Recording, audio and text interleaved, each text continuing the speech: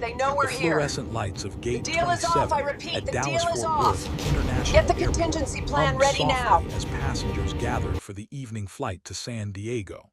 Margaret Chen sat in the corner seat, her small frame almost disappearing into the black vinyl chair. At 72 years old, she had learned to make herself invisible when she wanted to be left alone. Her silver hair was pulled back in a simple bun, and she wore a plain navy cardigan over a white blouse. A worn leather bag sat at her feet, containing nothing more than a book, reading glasses, and a small zippered pouch she never opened in public. Across from her, a group of young business travelers laughed loudly, their voices carrying across the gate area. One of them, a man in his 30s with gelled hair and an expensive suit, kept glancing at his watch and sighing dramatically. "Another delay," he complained to his companion. "I swear, airlines just don't care anymore. No standards, no respect for people's time." His friend nodded in agreement. "Tell me about it, and look at this crowd. We'll be lucky if there's any overhead space left."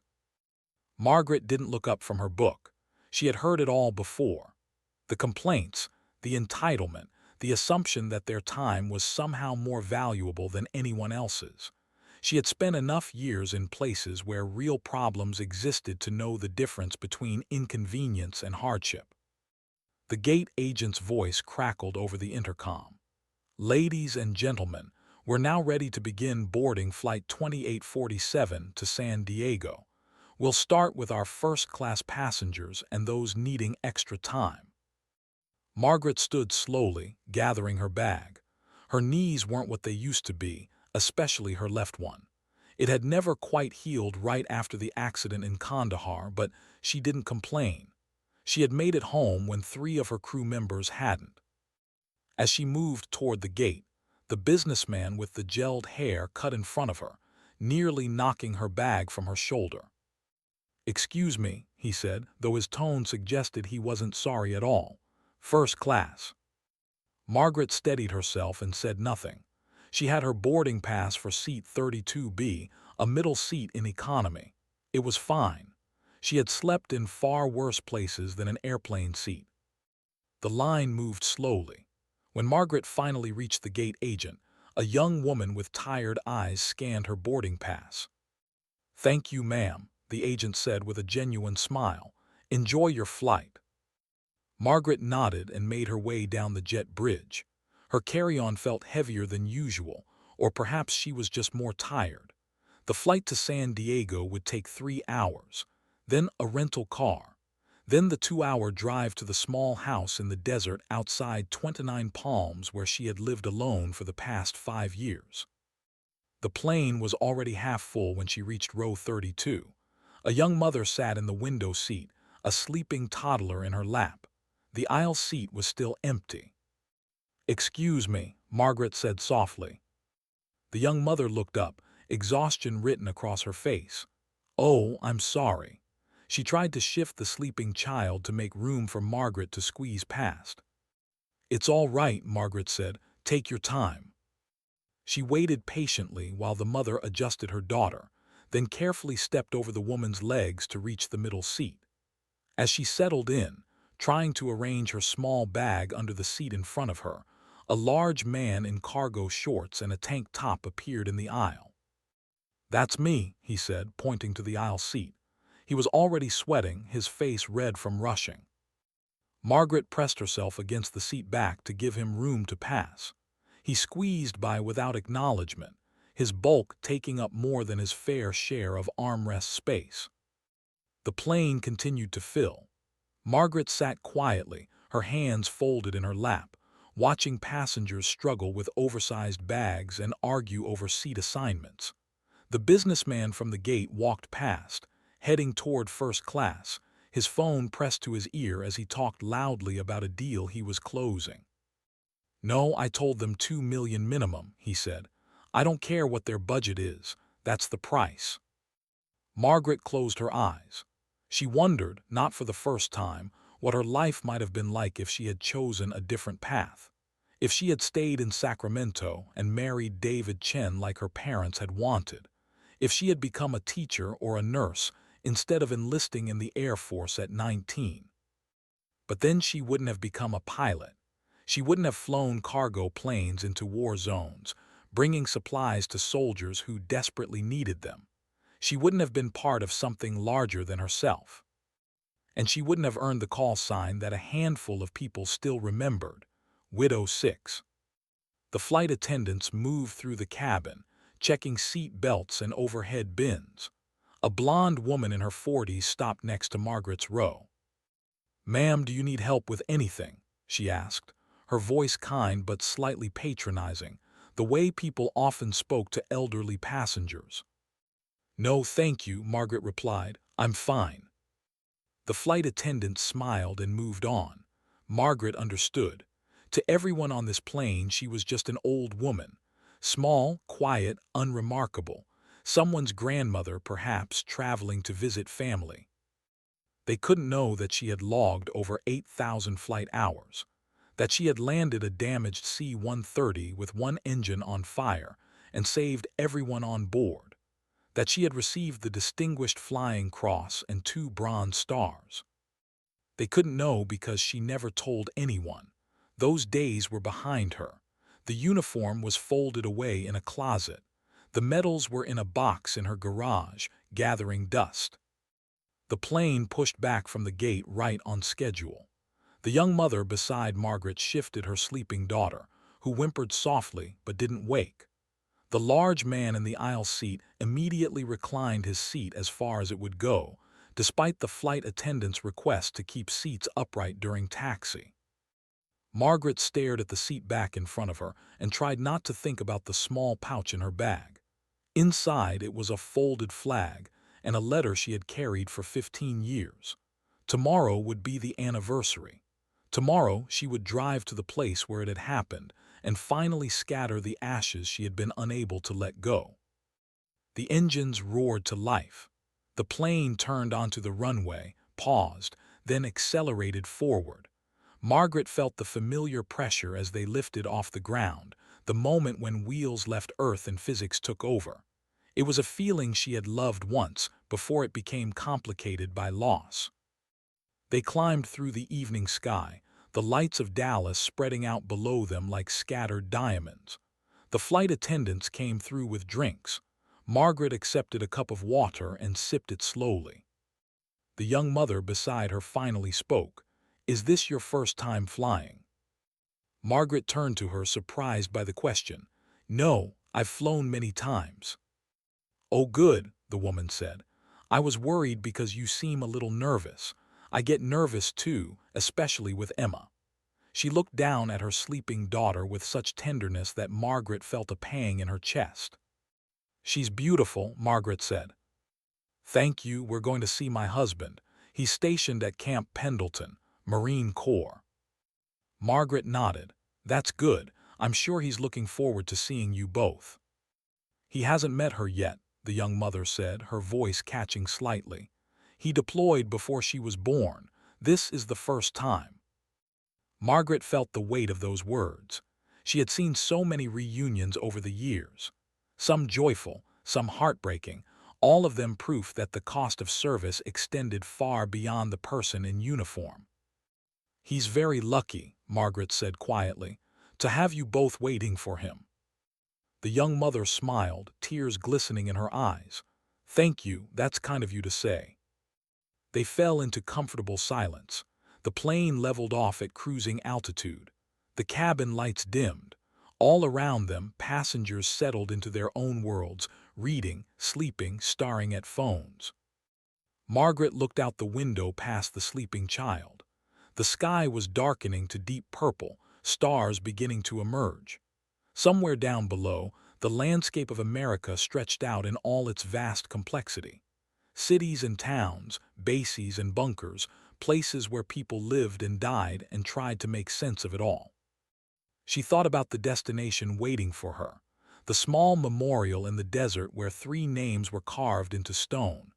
Captain James Rodriguez, Technical Sergeant Michelle Torres, and Staff Sergeant David Kim. Her crew, her friends.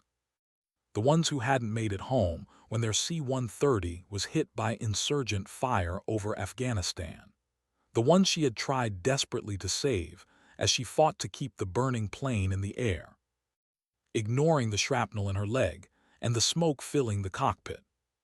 She had managed to crash land in a valley, but the impact had been too hard. The cargo had shifted.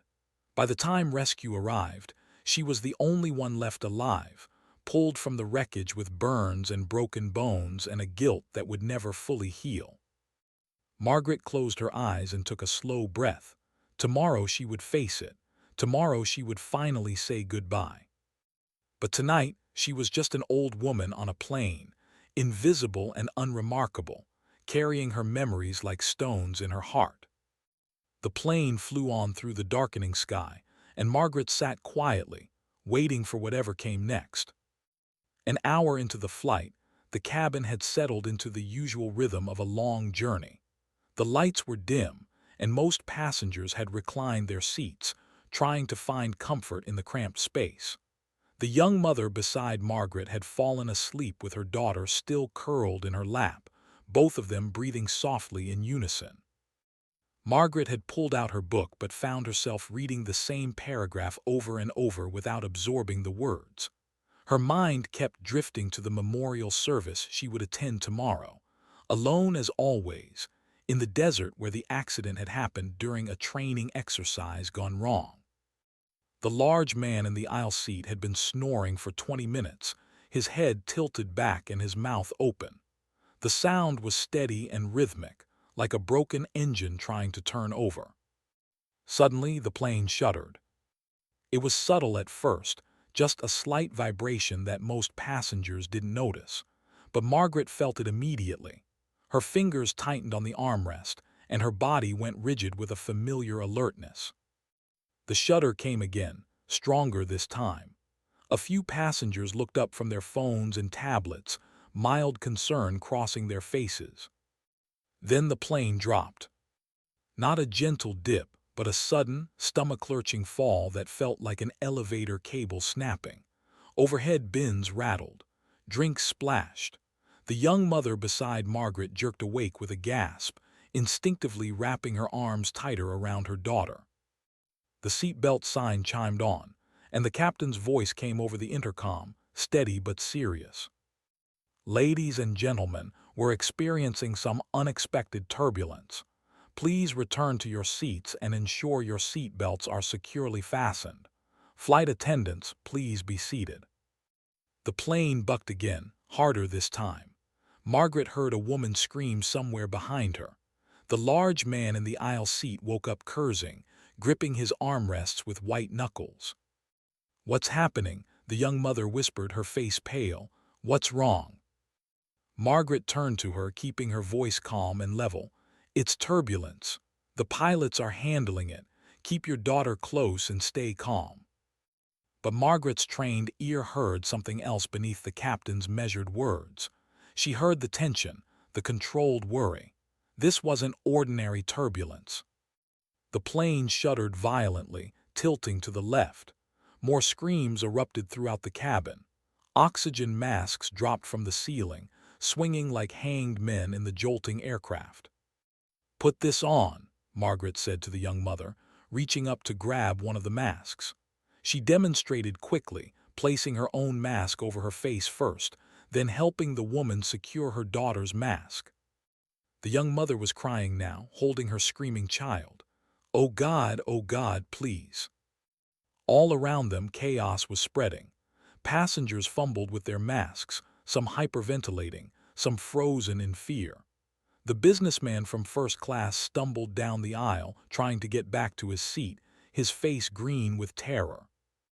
Margaret's military training kicked in automatically. Years of emergency procedures, countless drills, the muscle memory of crisis management. She assessed the situation with cold clarity. The plane was losing altitude. The angle was wrong. The vibrations suggested engine trouble, possibly a compressor stall or worse. They were in serious danger. A flight attendant appeared, struggling against the turbulence as she made her way through the cabin. "Please remain calm," she shouted over the noise. Follow all safety procedures. The plane dropped again, and the flight attendant lost her footing, falling hard against a seat. Margaret saw blood on her forehead as another attendant rushed to help her. The large man beside Margaret was praying loudly, his voice competing with the screams and the roar of stressed engines. "Our Father, who art in heaven." Margaret reached over and gripped the young mother's hand. "Look at me," she said firmly. "Look at me." The woman's terrified eyes met Margaret's calm ones. "You're going to be fine," Margaret said. "Your daughter is going to be fine. The pilots are trained for this. They know what they're doing. Breathe slowly through your mask, in and out. Can you do that for me?" The young mother nodded, tears streaming down her face, but she started breathing more steadily. Margaret released her hand and looked around the cabin. People were panicking, and panic killed. She had seen it before, in combat zones where cool heads meant the difference between survival and disaster. The plane leveled out slightly, giving everyone a moment of hope. But Margaret could tell from the engine sound that they were still in trouble. They were descending too fast, and she could feel the pilots fighting for control. Then she heard it. Through the chaos, through the screams and prayers and crying children, she heard a voice on the radio. It was faint, coming from the cockpit, but her trained ear picked it up. "Any military aircraft in the vicinity, this is Commercial Flight 2847, declaring an emergency. We have dual engine failure and are descending through flight level 250, requesting immediate assistance." Margaret's blood ran cold. Dual engine failure, that was catastrophic. A moment later, another voice crackled through, younger and crisp with military precision. "Flight 2847, this is Viper 21, F-35 Lightning out of Luke Air Force Base. We have your position. Can you maintain altitude?" The captain's response was strained. "Negative, Viper 21. We're losing altitude at approximately 1,000 feet per minute. We have 300 souls on board." There was a pause, then the F-35 pilot spoke again. "Flight 2847, we're vectoring in for visual confirmation. What's your fuel status?" "We have fuel, but we can't get power to the engines. Primary and backup systems are failing. We're running out of options." Margaret's mind raced. She knew aircraft systems. She knew what dual engine failure meant at this altitude with this many people on board. The pilots would be going through every emergency checklist, trying restart procedures, checking electrical systems, searching desperately for a solution. But sometimes there wasn't one. The plane shuddered again, and Margaret felt the nose dip more sharply. They were running out of time. Another voice came through on the radio, older and commanding. It carried an authority that cut through the fear like a blade. "Flight 2847, this is Viper 1. I'm coming up on your 6 o'clock. I need you to try the Auxiliary Power Unit Restart Procedure, Section 4, Subsection B, route power through the backup generator before attempting engine restart." There was a long pause. Margaret could imagine the cockpit, the pilots frantically working through the procedure, their hands flying over controls while the ground rushed up to meet them. The young mother beside her was sobbing quietly, holding her daughter so tight the child was whimpering. "It's going to be okay," Margaret whispered, though she wasn't sure she believed it anymore. The seconds stretched out like hours. The plane continued to descend, the engine noise all wrong, the angle of descent too steep. Then the captain's voice came back, stronger this time. "Viper 1, we're attempting the procedure now. Stand by." Margaret closed her eyes and found herself praying for the first time in years. Not for herself, but for all these people. The young mother and her baby going to meet a husband who had never held his daughter. The families scattered throughout the cabin. Even the obnoxious businessman who was probably regretting every petty complaint he'd ever made. The plane shook violently, and Margaret heard what sounded like a small explosion from the rear of the aircraft. Screams erupted again. But then, beneath the chaos, she heard the most beautiful sound in the world. An engine coughing to life, sputtering at first, then catching, then roaring with power. The plane's descent slowed, the angle corrected slightly. "We have power on engine 1, the captain's voice rang out, no longer trying to hide his relief. "Attempting restart on engine 2. Seconds later, the second engine caught. The plane began to level out. The horrible falling sensation replaced by steady, controlled flight. Throughout the cabin, passengers who had been screaming began to sob with relief. The young mother beside Margaret collapsed against her seat, holding her daughter and crying. Margaret let out a breath she hadn't realized she was holding. The F-35 pilot's voice came back on the radio, calm and professional. "Flight 2847, good work. You're stabilizing. We'll escort you to the nearest suitable airport. Nellis Air Force Base is 40 miles southeast. We'll take you in." "Copy that, Viper 1, the captain replied, his voice still shaky. "And thank you, that procedure saved our lives." There was a pause, and when the F-35 pilot spoke again, there was something different in his voice. A note of recognition, almost of reverence. "Flight 2847, can I ask who suggested that specific procedure? That's an old Air Force workaround, not standard commercial aviation." Another pause. Then the captain replied, "The procedure came from someone on board. We'll have to get back to you on that." Margaret's heart was pounding. She kept her eyes forward, her face neutral. The F-35 pilot spoke again. "Understood. Viper 1 will maintain escort position. Viper 2-1 take up position on the port side." "Copy, Viper 1, the younger pilot responded. Then a third voice joined the radio chatter, another F-35 pilot from somewhere in the formation. "Viper 1, this is Viper 2-3. Sir, that procedure, that's from the old C-130 emergency manual. The one they retired 10 years ago. Who on that plane would know that?" The plane had fully stabilized now, flying smoothly toward Nellis Air Force Base with its fighter escort. The cabin was still a mess of crying passengers and fallen oxygen masks, but the immediate danger had passed. Margaret sat quietly, her hands folded in her lap, as the realization began to spread through the cockpit and among the F-35 pilots circling their wounded aircraft. Someone on board had just saved 300 lives with knowledge that shouldn't exist anymore. Knowledge from a different era, when she had been a different person. The young mother turned to Margaret, still crying, and threw her arms around her. "Thank you," she sobbed. "Thank you for keeping me calm. I don't know what I would have done." Margaret patted her back gently. "You did fine," she said softly. "You and your daughter are going to see your husband. That's what matters." But even as she spoke, she heard the radio chatter continuing, heard the questions multiplying among the pilots, heard the growing curiosity about who had saved the flight. And Margaret knew that her quiet, invisible journey home was about to become something very different. Nellis Air Force Base appeared in the distance, its runway lights cutting through the Nevada desert darkness like a pathway of stars.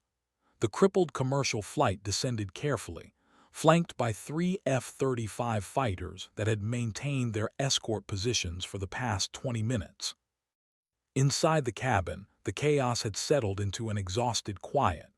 Passengers sat with tear-stained faces, holding hands with strangers, grateful to be alive.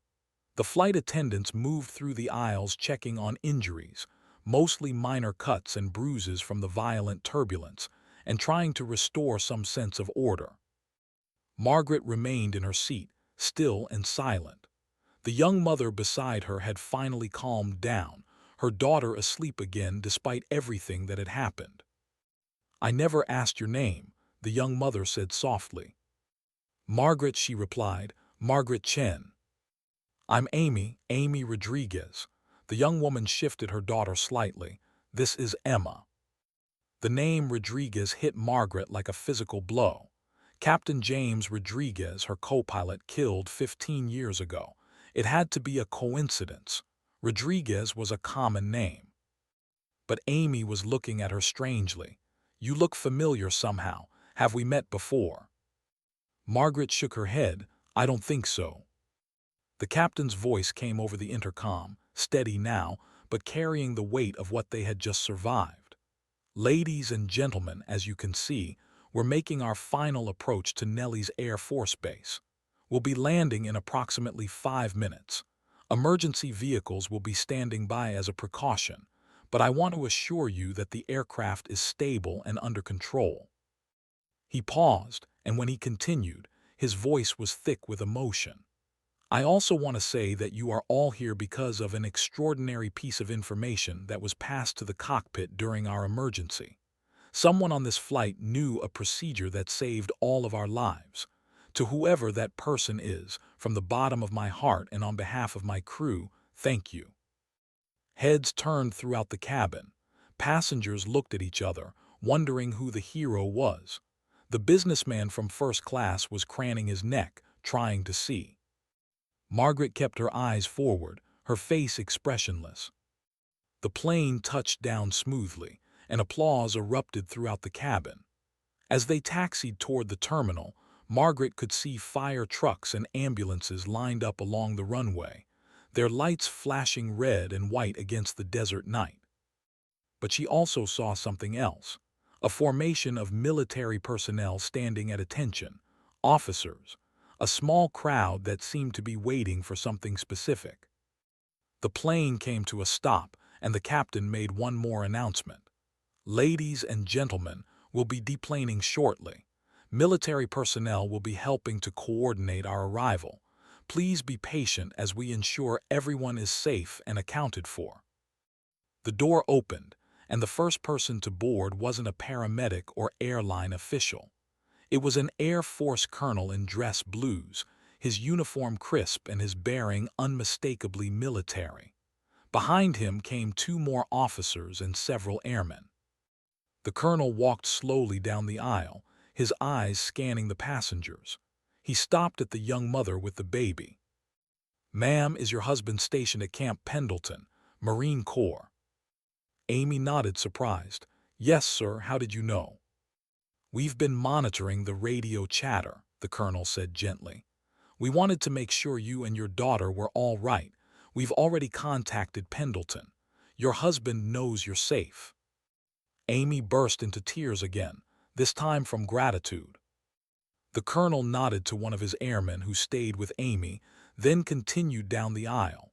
His eyes swept over Margaret for just a moment, but he kept walking, checking on other passengers.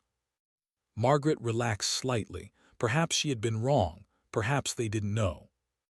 But then the colonel reached the back of the plane, conferred quietly with the flight attendants, and began walking forward again.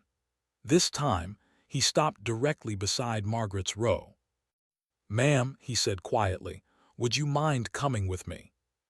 The large man in the aisle seat looked at Margaret with surprise. "Her? What did she do?" "Just routine, sir," the colonel said, but his eyes never left Margaret's face. Margaret gathered her bag slowly and stood. Her left knee protested, as it always did, but she kept her face neutral. She followed the colonel up the aisle, aware of every eye in the cabin watching her. As they reached the front of the plane, one of the F-35 pilots was waiting in the cockpit doorway. He was young, maybe 30, with sharp eyes and the confident bearing of a fighter jock. When he saw Margaret, his eyes widened. "Ma'am," he said, his voice carrying a note of disbelief, "I'm Lieutenant Colonel Marcus Webb, call sign Viper 1. Can I ask you a question?" Margaret looked at him steadily. "You can ask." During the emergency, the captain received specific instructions about an auxiliary power restart procedure, a procedure from an old C-130 emergency manual that hasn't been in service for over a decade. That information saved this aircraft and everyone on board. He paused, studying her face. "The captain says that information came from a note passed forward by a flight attendant, a note written by a passenger. Was that you?" Margaret hesitated. Behind her, she could feel the attention of the entire cabin focused on this moment. "Yes," she said finally, "that was me." Lieutenant Colonel Webb's expression shifted from curiosity to something approaching awe. "Ma'am, with all due respect, how does a civilian passenger know a classified Air Force emergency procedure from a retired aircraft manual?" Before Margaret could answer, another voice spoke from behind the lieutenant colonel, an older voice, gravelly with age and experience. "Because she's not a civilian." An Air Force brigadier general stepped into view. He was in his late 60s, gray-haired and distinguished, with a chest full of ribbons and the bearing of someone who had earned every one of them. He looked at Margaret with an expression she couldn't quite read: recognition, respect, and something else. Something that looked almost like vindication. "Captain Margaret Chen," he said softly. "Retired, Distinguished Flying Cross, 2 Bronze Stars, over 8,000 flight hours, most of them in C-130 cargo aircraft, 3 combat deployments, and the holder of a call sign that became legend in certain circles." The general's voice carried through the cabin now, and the passengers had gone completely silent. "Widow 6, he said. "Because when the going got bad, when the missions were impossible, when nobody else could get it done, you went in alone and brought everyone home. 6 times you flew solo rescue missions into hot zones when other pilots said it couldn't be done. 6 times you brought back crews who would have died without you." Margaret felt her throat tighten. She hadn't heard that call sign spoken aloud in 15 years. The general took a step closer. "I'm Brigadier General William Hayes. I served at Bagram when you were flying out of Kandahar. I saw the wreckage of your C-130 after it went down. I helped pull you out of that cockpit." Margaret's hands were shaking now. She remembered that day in fragments, fire and smoke and the screaming of torn metal. Strong hands dragging her from the wreckage. A voice telling her to hold on, just hold on. "You saved 300 people tonight," General Hayes said, his voice thick with emotion. "Just like you saved dozens during your service. But you never wanted the recognition, did you? You retired quietly, took your trauma and your survivor's guilt, and disappeared into civilian life." He turned to address the cabin. "Ladies and gentlemen, the woman who saved your lives tonight is a genuine American hero." And she was sitting in seat 32B, middle seat in economy, where nobody would notice her. The young mother, Amy, stood up suddenly, her face pale. "Chen," she whispered. "Captain Margaret Chen. You flew with my husband's unit in Afghanistan. He talked about you.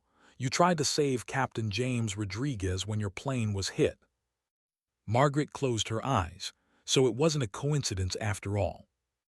"James was my brother-in-law," Amy continued, tears streaming down her face. "My husband's brother.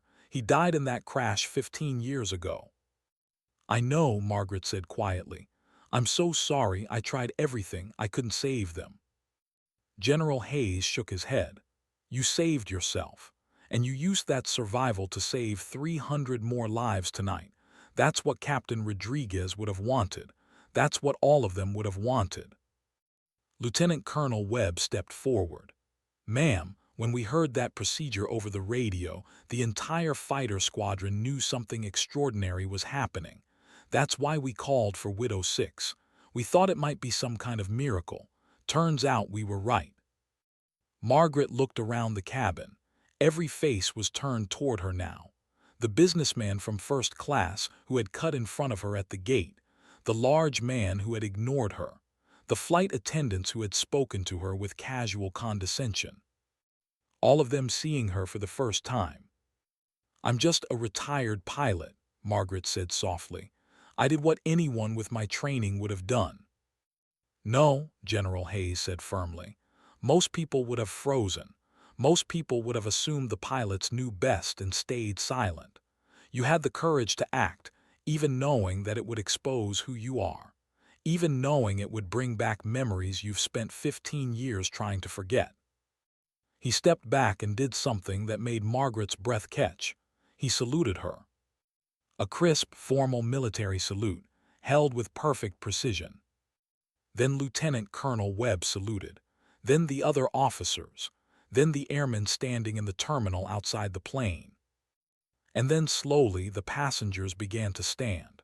They didn't salute, most of them didn't know how, but they stood in respect, in gratitude, in recognition of what Margaret had done and who she was. Amy came forward, her baby in her arms, tears streaming down her face. "Thank you," she said. "Thank you for trying to save James, and thank you for making sure Emma gets to meet her uncle's memory through the family who loved him. You gave us this moment." Margaret's composure finally cracked. A single tear rolled down her weathered cheek. "I'm sorry I couldn't save them all," she whispered. General Hayes lowered his salute and placed a hand on her shoulder. "Captain Chen, you've been carrying that guilt long enough. Tonight, you honored their memory in the best way possible, by being exactly who you were trained to be, a pilot who brings people home." The applause started somewhere in the back of the cabin and spread forward like a wave. It wasn't polite applause. It was thunderous, overwhelming, a release of emotion from people who had faced death and survived. Margaret stood in the aisle, small and weathered and unremarkable, while 300 people celebrated her heroism. And for the first time in 15 years, she felt the weight on her shoulders begin to lift. 2 hours later, Margaret sat in a quiet office at Nellie's Air Force Base, a cup of coffee growing cold in her hands. General Hayes sat across from her, his uniform jacket unbuttoned, looking less like a general and more like the weary combat veteran he was. The passengers had all been processed, checked by medics, and transported to hotels in Las Vegas. The airline was arranging new flights for the morning. The media had already picked up the story, though General Hayes had strictly controlled the information released, protecting Margaret's privacy for as long as possible. "You don't have to do the press conference," he said gently. "We can handle this quietly if you prefer." Margaret looked at him. "Can I ask you something?" "Anything." "Why were you at Bagram? You were a colonel then. What were you doing at a crash site?" Hayes smiled sadly. "I was the one who assigned your mission that day, the training exercise that went wrong. When I heard about the crash, I couldn't stay behind a desk. I had to go." "It wasn't your fault," Margaret said. "And the deaths of your crew weren't yours," Hayes replied. "But we both carried the guilt anyway, didn't we?" Margaret took a sip of her cold coffee and grimaced. "I was going to the memorial tomorrow, to scatter some ashes I've been carrying, finally let go." "Where?" 29 Palms, in the desert. There's a small marker where we do the annual memorial service." Hayes was quiet for a moment. "Would you mind some company?" Margaret looked at him in surprise. "Captain Rodriguez, Sergeant Torres, and Sergeant Kim served under my command," Hayes said. "I've been to every memorial service for 15 years, but I always wondered what happened to you. You disappeared so completely." "I couldn't face it," Margaret admitted. "I couldn't face the families, the ceremonies, the reminders. I just wanted to forget." "But you never did forget, did you?" "No," Margaret's voice was barely a whisper. "I dream about it almost every night, the fire, the alarms, their voices on the intercom telling me they were trapped, and my choice." Hayes leaned forward. "What choice?" "Whether to try to save them or save the aircraft. Whether to risk everyone by attempting a landing with fire spreading through the cargo hold, or try to gain altitude and give them time to fight the fire." "You chose to land." "Yes, and the impact killed them. If I had stayed airborne longer, maybe they could have controlled the fire. Maybe. Maybe the whole aircraft would have exploded at altitude and killed everyone instantly," Hayes interrupted firmly. "Captain Chen, I've read the accident report 100 times. I've reviewed every decision you made. You did everything right. The impact didn't kill your crew. The insurgent RPG that hit your cargo hold killed them. The fire it started killed them. You gave them the only chance they had." Margaret's hands were shaking. She set down the coffee cup before she dropped it. "For 15 years," she said, "I've been telling myself that if I had been a better pilot, if I had reacted faster, if I had made different choices, they would still be alive." "And for 15 years, you've been wrong," Hayes said. "But tonight, you stopped being wrong. Tonight you proved that your training, your instincts, your judgment under pressure, all of it was exactly what it needed to be. You saved 300 people by trusting the same skills you used 15 years ago. The same skills that kept a burning C-130 in the air long enough to attempt a landing at all." He stood and walked to the window, looking out at the flight line where F-35 sat in neat rows under the Nevada stars. "I watched those fighter pilots tonight," he continued. "Young men and women who think they're invincible because they fly the most advanced aircraft in the world, and they were in awe of you. A 72-year-old retired captain who flew cargo planes. Do you know why?" Margaret shook her head. "Because you represent something they're afraid they might never be. You're a pilot who faced the worst possible scenario and made it home. You're a pilot who carries the weight of lost crew members but still had the courage to use your knowledge to save lives. You're what we all hope we would be in our darkest moment." There was a knock at the door, and Lieutenant Colonel Webb entered. "Sir, the passengers are asking if they can see Captain Chen before they leave." Margaret looked up in alarm. "I don't think." "You don't have to," Hayes said quickly. "But they want to thank you, all of them." Margaret stood slowly, her knee protesting. "All right, but just for a moment." They walked through the corridor to a large briefing room that had been set up as a temporary hospitality area. When Margaret entered, the room fell silent. 300 people, passengers and crew from the flight, turned to look at her.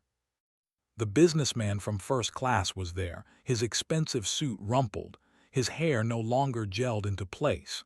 He stepped forward first. "Ma'am," he said, and his voice broke, "I want to apologize. I pushed past you at the gate. I was rude and dismissive, and then you saved my life." He held out his hand. "Thank you, and I'm sorry." Margaret shook his hand. Apology accepted. Others came forward. The large man from the aisle seat, the flight attendants, families with children, elderly couples, each one wanting to shake her hand, to say thank you, to acknowledge what she had done. Amy approached last, still holding baby Emma. "Captain Chen," she said formally, "I spoke to my husband. He wants you to know that his brother, Captain Rodriguez, always said you were the best pilot he ever flew with. He said that if he ever had to go down, he'd want you at the controls because you would move heaven and earth to bring everyone home." Margaret felt tears threatening again. "I wish I could have." "You brought him home to us," Amy said softly. "Maybe not alive, but with honor and dignity. And tonight you made sure Emma gets to grow up knowing that her uncle's sacrifice wasn't in vain, that the woman who tried to save him went on to save hundreds more." She shifted the baby and reached into her bag, pulling out a photograph. It showed a young Marine in dress blues, smiling at the camera with confidence and joy. "This is my husband, Marcus Rodriguez, James's younger brother." Amy handed the photo to Margaret. "He wants you to have this. He says his brother would want you to remember the good times, not just the end." Margaret looked at the photograph. Captain James Rodriguez. She remembered him laughing in the cockpit during a routine flight, telling jokes to ease the tension before a difficult mission, talking about his family back home. "Thank you," Margaret whispered, clutching the photograph. General Hayes stepped forward. "Captain Chen needs to rest, but I want you all to know that the Air Force will be conducting a formal review of tonight's incident. Captain Chen's actions will be properly documented and recognized." As the crowd began to disperse, Hayes pulled Margaret aside. "There's one more thing. The media is already calling tonight the miracle over Nevada. Your name is going to be public soon. You should be prepared." Margaret nodded. She had expected as much. "But here's what they don't know yet," Hayes continued, "and what I'd like your permission to share. Tonight wasn't just about one emergency procedure. We recovered the cockpit voice recorder, and it shows that you passed forward 3 different suggestions during the crisis. The first 2 the pilots tried didn't work, but you kept thinking, kept problem-solving, kept drawing on your experience until you found the solution. That's not luck. That's mastery. He paused. The Air Force would like to bring you in as a consultant to help update our emergency procedures, to train the next generation of pilots, to share your knowledge before it's lost. It wouldn't be full-time, just a few weeks a year, but it would mean something. Margaret looked at him in surprise. I'm 72 years old. I haven't flown in 15 years. And yet tonight you saved 300 lives from seat 32B with nothing but a pen and a piece of paper, Hayes countered. Age doesn't diminish wisdom, Captain. It enhances it. Margaret thought about her small house in the desert, the quiet, isolated life she had built, the routine that kept her memories at bay but also kept her from truly living. Can I think about it? She asked. Of course, take all the time you need. The next morning, Margaret stood in the desert outside 29 Palms, the sun rising over the mountains in shades of pink and gold. General Hayes stood beside her, along with a dozen other officers who had served with her crew. The memorial was simple, 3 names carved into desert stone, surrounded by flags and flowers left by families over the years. Margaret knelt slowly, her knee protesting, and placed the photograph of Marcus Rodriguez against the stone. Then she opened the small zippered pouch she had carried for so long. Inside was a letter, written in her own hand 15 years ago, explaining everything she wished she had said to her crew before that final flight. Apologies, gratitude, promises to honor their memory. She had thought she would bury it here, let it go, move on. But as she looked at the letter, at the words written in grief and guilt, she realized something had changed. The words no longer felt true. The apologies no longer felt necessary. Instead, she pulled out a pen and wrote something new on the back of the envelope. I will continue your mission. I will bring people home. I will teach others to do the same. That is how I honor you, not by hiding in guilt but by living with purpose. She folded the letter carefully and placed it in her pocket. Then she scattered the ashes, just a small handful that she had kept from the ceremony 15 years ago, and watched them drift away on the desert wind. Captain Rodriguez, Sergeant Torres, Sergeant Kim, she said softly, thank you for teaching me what it means to serve. Thank you for the laughter and the friendship. Thank you for trusting me. I'm sorry I couldn't bring you home, but I promise I won't waste the gift you gave me by surviving. General Hayes placed a hand on her shoulder. The other officers saluted.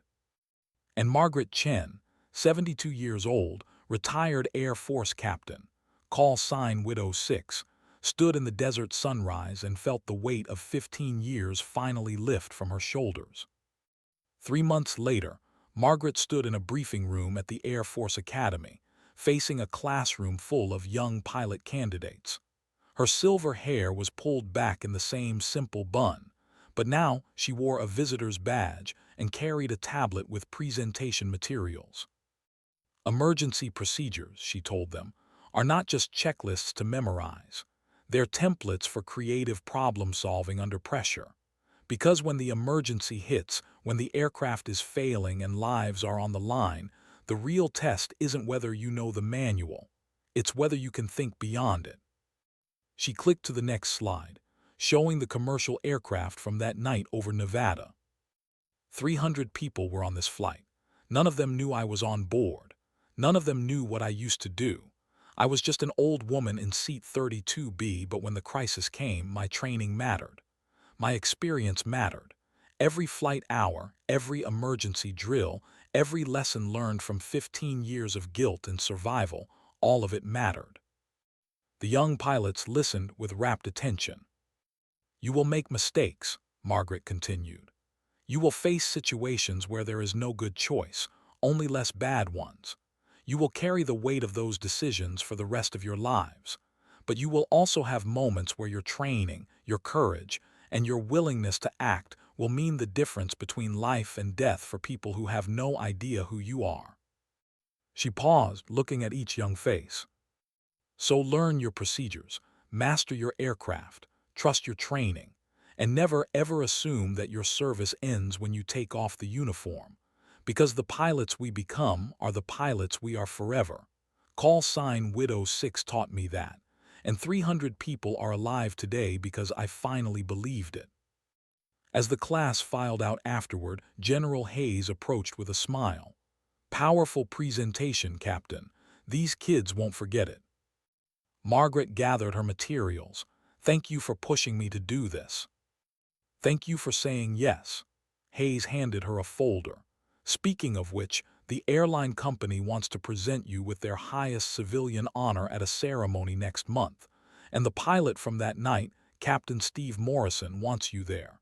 Says you saved his career and his life. Margaret smiled. I'll think about it. You always say that. Hayes laughed. And you always end up saying yes. As Margaret left the academy, she pulled out her phone. Among the messages was one from Amy Rodriguez with a photo attached. It showed baby Emma, now 3 months older, in her father's arms. The Marine was in uniform, smiling at the camera, his daughter gripping his finger. The message read, Marcus wanted you to see this. He says thanks for making sure Emma has her dad, and he says his brother James would be proud of you. We all are. Margaret looked at the photo for a long moment, then forwarded it to her new assistant with a note. Add this to the presentation. Slide 15. This is why we fly. She got into her rental car and drove back toward the small house in the desert. But it didn't feel quite so isolated anymore, and the memories that had once haunted her had transformed into something else. Purpose, legacy, continued service. As she drove through the desert, she thought about the old woman who had boarded that flight 3 months ago, invisible and unremarkable, carrying her guilt like stones. And she thought about the woman she was now, still carrying memories but using them to build something new. The radio crackled. She had it tuned to the local air traffic control frequency out of habit, and she heard a young pilot's voice calling for landing clearance. Tower, this is Viper 27, requesting clearance for approach. Viper 27, you are cleared for approach. Welcome home. Margaret smiled. Welcome home. That's what she had been trying to do for 15 years. Find her way home from that desert crash site, from that moment when everything changed. But home wasn't a place. It was a choice to keep serving, to keep teaching, to keep being the pilot she had trained to become. And finally, after all these years, after 300 lives saved from Seat 32B, Captain Margaret Chen, call sign Widow 6, was home.